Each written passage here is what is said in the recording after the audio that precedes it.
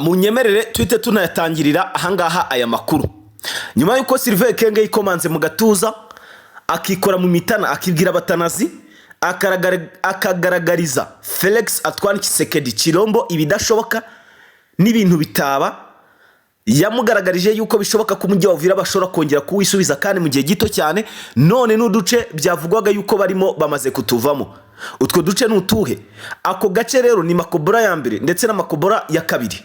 Utwo duce twombi rero bamaze kutuvamo kuva ku masaha mu gitondo ku munsi w'ejo kugeza maginga ya ngaya. Ntago FARDC kibazizwa muri Makobora, bavuyemo since tactique bano basirikare b'intare za Sarambwe bakoresheje kugira ngo FARDC ize kwikuramo batarwanye. Noneho si ho gusa bavuye kuko naho bita muri lokalite ya Katengo, ahanga naho abasirikare ba FARDC batangiye kugenda batora umurongo buhoro bikuramo. Gusa amakuru mfite n'impamvu yatumye bavamo, kandi iyo mpamvu niyo ngiye kubagezaho. Wowe kanda subscribe uraza byose kuza kubyumva ahangaha. Hanyuma akandi gace bongeye kwikuramo na gace kitwa Kabimba. Aka gace ngo kari mu birometero bike cyane ugera mu mujyi wa Uvira. Kugira ngo ugere mu mujyi wa Uvira ni ibirometero bike cyane uturutse muri kano gace. Hanyuma rero abasirikare benshi ba FARDC bamaze kuvamo, kandi mu buryo bweruye biragaragara neza yuko nta ikintu cyose kirasabwa intare za Sarambwe kugira ngo zongere zisubire mu duce twinshi tugiye dutandukanye. Kiraza gukorwa. Hari amakuru rero maze gukurura kandi nanone avuga ko mu mujyi wa Uvira haramukiyemo imirwano ikomeye cyane kuva mu masaha mu gitondo kugeza maginga ya ngaya. Ntago intare za Sarambwe ziragira gute ziratuza. Uti ngo iki rero? Aya makuru yose ngiye kuyabagezaho, uraje ubyumve neza cyane gatanu kuri kagenzi kako. Hano tubagezaho amakuru twibanze ahanini kubiri kugenda bivugwa cyane ku bitangajwe ku bitangazamakuru bigize gute bitandukanye, bya bikorera hano imbere mu gihugu ndetse no hanze yabyo. Apfa kuba n'amakuru yizewe neza cyane. Hanyuma turaje turebere hamwe nanone muri Warikare uko byifashe, tubabwire imirwano uko imeze. Muri Rubero naho ibintu byakaze ku rwego rwo hejuru cyane. Abasirikare benshi ba FARDC batangiye gukina igitsi bahunga. Ibi bintu biragaragara nk'ibintu byamaze gufata indi ntera, ndetse iyi mirwano isa nkaho ishobora kuba noneho ari ikimenyetso nyamukuru gishobora kuza gusiga amahoro abonetse hano mu burasirazuba bw'iki gihugu. Ibintu ni bibiri. AFC M23 irafata Sud Kivu yose, nyuma yaho ifashe umujyi wa Baraka. AFC M23 irafata Warikare yose, bahite bafata Gisangani. AFC M23 iraza gufata Rubero Centre, itifata Butembo ndetse na Beni. Hanyuma ibyo byose nibimara gufatwa, intare za Sarambwe ubwo zirarita zikora icyitwa balkanization. Ngira ngo murabizi neza cyane, bagiye babitangaza kenshi ko kino gihugu bashaka kugikatamo kabiri. Turaze rero byose tubigarukeho mbabwira impamvu. Buri puye yose ndagenda mbabwira icyo isobanuye ku makuru nabanje kubageza hagati aho ngaho ku ncamake nyine z'amakuru nabahaye. Hanyuma munyemerere aya makuru yacu tuyatangire. Turayatangirira mu ntara Kivu y'Amajyepfo. Tuhere ku witwa Sylvain Ekenge.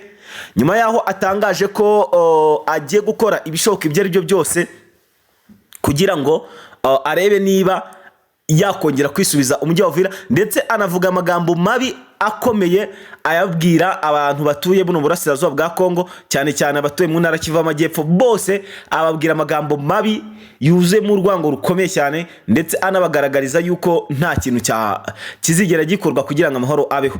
Ahangaha rero yavuze ko angaha hari amakuru nakira avuga yuko uyu mugabo ashobora no kuba yatawe muri yombi bitewe n'ibyo yakoze cyangwa se n'ibyo yavuze. Gusa ayo makuru yo gutabwa muri yombi ni amakuru aba ataramenyekana neza cyane, nkuko wenda ntago ari amakuru aba yamenyekanye neza cyane ku buryo kidushobora kuzana ngo tubitangaze tunabikofirime. Gusa biravugwa ko uyu mugabo yamaze no gutabwa muri yombi. Hanyuma reka twinjire neza mu makuru yacu, turebere hamwe impamvu FARDC yavuye muri Makobora ya mbere ndetse na Makobora ya kabiri n'utundi duce twinshi tugiye dutandukanye bakaba bagiye batwikuramo. Ahangaha rero impamvu FARDC yavuye muri Makobora ni ibintu bigeze kuri bibiri. Icya mbere, AFC M23 iri hafi yabo. Kabiri, ni abasirikare bake cyane kandi ntago babona ubufasha cyangwa se umusada uturutse ahantu hagiye hatandukanye haba ari FARDC.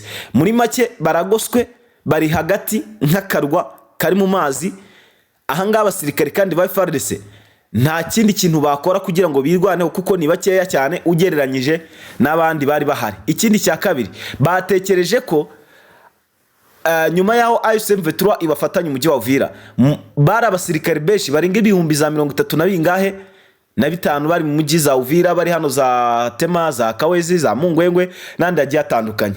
Babona neza yuko utwo duce twose bagiye batwamburwa kandi AFC/M23 ariyo yagize guteye tubambuye. Baravuga ati nta yindi gahunda usibye kugira gute kuvamo. Batangira gukina igitsi kuva ku munsi w'ejo kugeza mu masaha mu gitondo, nta musirikare n'umwe wabona hano muri Makobora.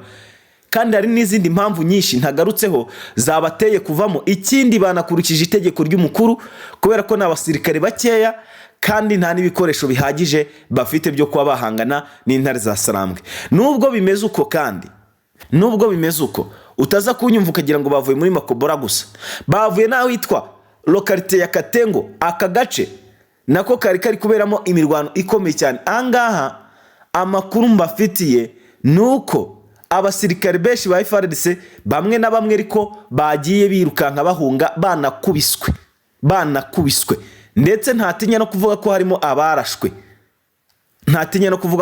abarashwe. Ibi ngibi kandi bikaba byakozwe n'intare za Sarambwe mu rwego rwo kugira ngo barebe uburyo kibashyira umutekano mu bice bigiye bitandukanye, cyane cyane ibyiganjemo buno burasirazuba bw'iki gihugu cya Repubulika Iharanira Demokarasi ya Kongo. Ikindi cya kabiri, aka gace ka Katengo ni agace bari barimo kandi bari bafite umutekano bitewe n'uko intare za Sarambwe zari zitari kukageramo neza. None bumvise amakuru y'uko intare za Sarambwe zafashe umujinya bitewe n'ibikomeje kugenda biba, bagahita intare za Sarambwe zigahitamo kugira gute kuza aho ngaho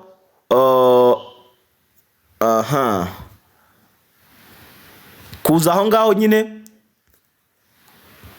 kuza aho ngaho muri kano gace. N'ubundi ahangaha mbonye amakuru ateye ubwoba mw'abantu mwe, mbonye amakuru ateye ubwoba Mana Nyagasani. Hanyuma ahangaha rero hano muri Katengo bakaba bahavuye. Hanyuma reka tubanze turebere gatoya nanone hepfo yaho tujya hitwa Kabimba. Ahangaha ni muri kilometero wisanga noneho byamaze kugera kuri 7 werekeza hehe mu mujyi wa Uvira. Abasirikare bari hafi n'ibirometero 7 kugira ngo bagere mu mujyi wa Uvira. Mu by'ukuri ibirometero 7 ni bike cyane ku muntu w'umusirikare urwana, biba ari bike. Bivuze ngo bari bafite ubwoba bw'uko n'abari mu mujyi wa Uvira bakomeje gufatwa rwa mikono atari bakeya, kandi ibintu bikaba byamaze kugira gute kubabana bibaya sana cyangwa se bibi cyane. Ahangaha rero birumvikana kandi biranagaragara yuko byamaze gufata indi ntera uru rugamba, kandi rukaba rwamaze kugira gute gukomera nyaboneka. Ntago ibintu byoroshye habe naka na gatoya.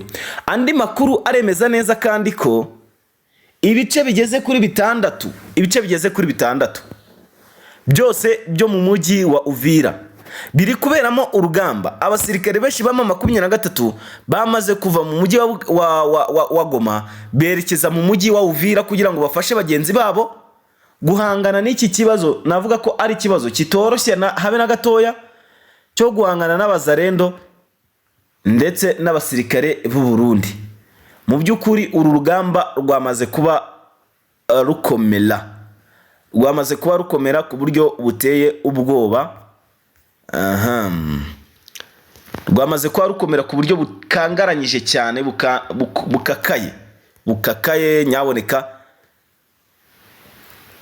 Kandi nanone abasirikare benshi bama 23 byakomeje kugaragara neza ko urugamba rwamaze gufata indi ntera kayo nguko badisimwe. Ahangaha rero dore hari utuvideo turi guturuka muri Warikare, abasirikare bababiri bari gukina igitsi. Ntumbaze ngo bari kwirukanka bajya hehe. Hari aka video bari kunyoherereza k'abasirikare bari gukina igitsi berekeza hehe mu mujyi wa Uvira, Warikare hariya mu mashyamba berekeza za Gisangani. SM23 yaba yamaze kwinjira muri centre n'undi ya Warikare.